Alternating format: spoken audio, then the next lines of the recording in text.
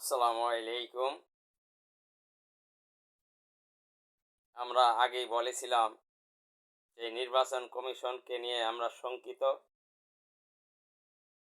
কারণ এই নির্বাচন কমিশন দ্বারা 2026 12ই ফেব্রুয়ারি নির্বাচন অবাধ, সুষ্ঠু, নিরপেক্ষ হবে কিনা এটা আমাদের সন্দেহ। কারণ এই নির্বাচন কমিশন এর যারা এখন মাঠে কাজ করতেছে, মনোনয়নপত্র যাচাই বাছাইয়ে তারা ঠুনকো অভিযোগে অনেকের মনোনয়নপত্র বাতিল করে দিচ্ছে। বাংলাদেশ জামায়াত ইসলামের অনেক প্রার্থীর মনোনয়নপত্র বাতিল হয়ে গেছে এবং আরেকজন প্রার্থীকে দেখলাম তিনি 5টার আগেই মনোনয়নপত্র জমা দেওয়ার জন্য অফিসে ঢুকেছেন। উনি মনোনয়নপত্র জমা দেওয়ার আগেই হাজির হয়েছেন, কিন্তু দেখলাম ওই অফিসার পরে বলতেছে যে 5টার পরে আর মনোনয়নপত্র জমা নেওয়া যাবে না। তিনি তো 5টার আগেই ঢুকেছেন। এখন যদি মনোনয়নপত্র জমা নিতে সময় লাগে, এটা তো আপনারা ওনাকে সময় দিতে হবে। উনি তো 5টার পরে প্রবেশ করে নাই। 5টার পরে যদি প্রবেশ করত তাহলে বলতে পারতেন যে উনি লেট করে আসার কারণে ওনার মনোনয়নপত্র জমা নেওয়া যাবে না।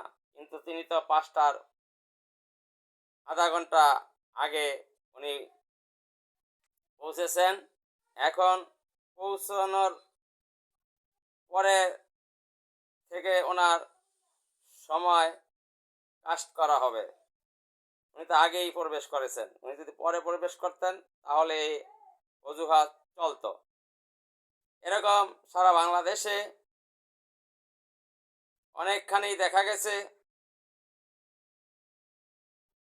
ইসলামী আন্দোলন বাংলাদেশেরও দেখলাম একজনের মনোনয়নপত্র বাতিল করা হয়েছে।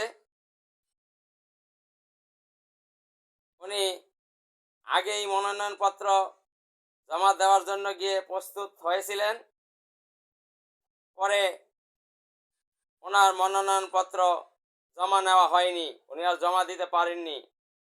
এরকম ঘটনা অনেকগুলো হয়েছে।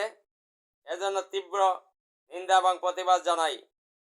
কারণ এর মনোনয়নপত্র বাছাইতে যদি তো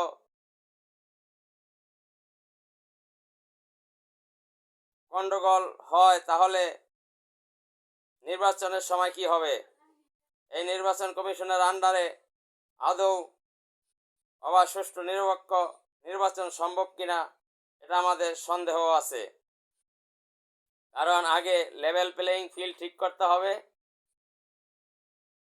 এবং অনেক অফিসারগণ দেখছি তারা প্রার্থীগণের সাথে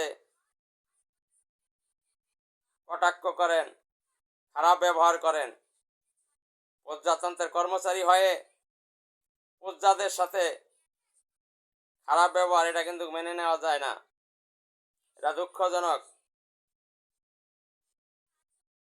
আপনারা যারা সরকারি কর্মকর্তা কর্মচারী রয়েছেন, আপনারা হচ্ছেন সার্ভেন্ট, আপনারা কর্মচারী, চাকর, জনগণের চাকর। কিন্তু আপনাদের অহমিকা দেখলে মনে হয় যেন আপনারা দেশের রাজা। আপনারা কিন্তু রাজা নয়, ভুলে যেন না। যদি ভুলে যান তাহলে কিন্তু 2024 যে গণ অভ্যুত্থান হয়েছিল, এরকম গণ অভ্যুত্থান কিন্তু আরো বাংলাদেশে হতে পারে।